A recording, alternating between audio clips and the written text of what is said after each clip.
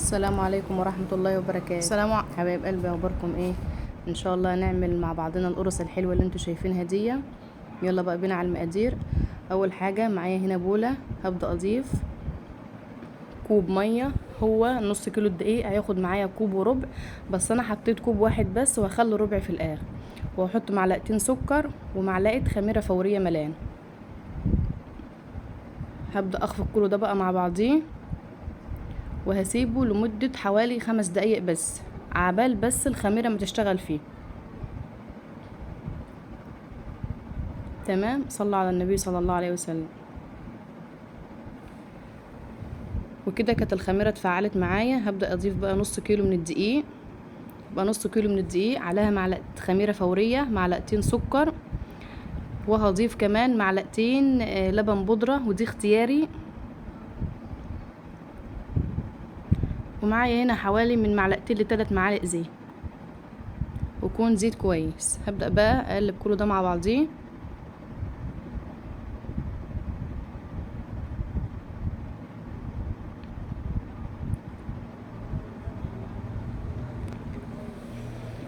صلوا على النبي صلى الله عليه وسلم. ابدا بقى اعجن بايديا كده.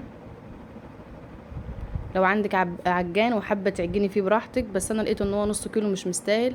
هنا بقى انا ضفت ربع كوبايه ميه بالظبط. العجينه دي علشان تاخدي قرص كويسه لازم تعجنيها كويس. انا بقى هعمل ايه؟ هاخدها على الرخامه واعجنها. شايفه؟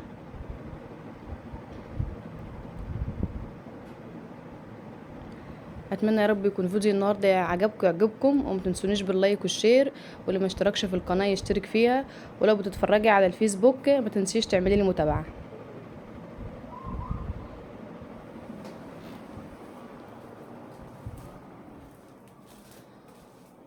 شايفين عجينتها عامله ازاي؟ هحط بقى هنا خط زيت وهسيبها تختمر لمده نص ساعه. وعلى وشها كده برضو اعمليها برضو ايه بزيت برضو.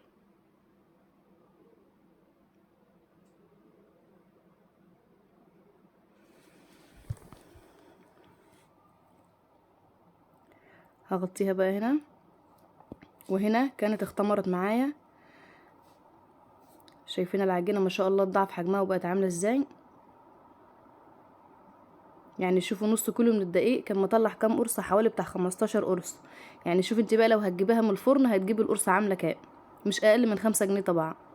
احنا هنا عملناها بنص كيلو دقيق وبمعلقه خميره ومعلقتين سكر، ولا حطينا زبده ولا حطينا لبن. يعني اقتصاديه جدا، تنفع معاكي في اللانش بوكس، تنفع تفطري بيها لجوع اخر الليل. الناس اللي بتجوع بالليل دي ممكن تعملي منها كميه وتحطيها في الفريزر، وتطلعيها من الفريزر تفك وبترجع طبيعيه عادي، وبتبقى مية مية. هنا انا عملت حوالي من 65 جرام لحوالي 70 جرام.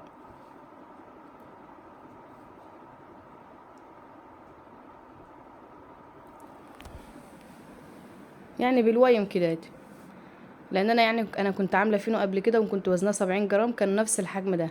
عشان كده انا بقولك هو حوالي بتاع 70 جرام. وفي كام واحده صغيره كده 65 جرام. هبدأ بقى اشكلها على طول. بدهن السطح زيت علشان ما يلزقش. شايفين العجينه ما شاء الله عامله ازاي؟ تبدأ بقى تفردي بالنشابه ماشي، بايديكي ماشي. هي ما شاء الله عليها مش محتاجه اي حاجه.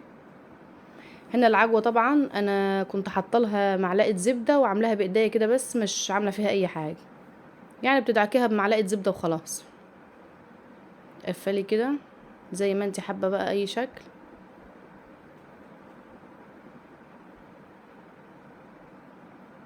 بتدهني بقى الصاج اللي انت هتحطي فيه، بتدهني فيه زيت، وبتحطيها تسيبيها ترتاح لمده نص ساعه. وبعد كده بتدهني وشها علشان المقطع بتاع السمسم ده ما كانش جاي. انت بتجيبي معلقه لبن وبتمسحي بالفرشه كده وعليها حبه سمسم بسيط. عايزه تحطي مثلا صفار بيضه مع كيس فانيليا وتدعك وتعملي بيها الوش، تمام. بس احنا هنا عاملينها اقتصادي، عشان كده انا قلت لك معلقه لبن واحده وامسحيها بالفرشه. ممكن معلقتين لبن وتحطي كيس نسكافيه، حبه نسكافيه قصدي. في اي حاجه. انا هنا عملتها بلبن فقط لا غير.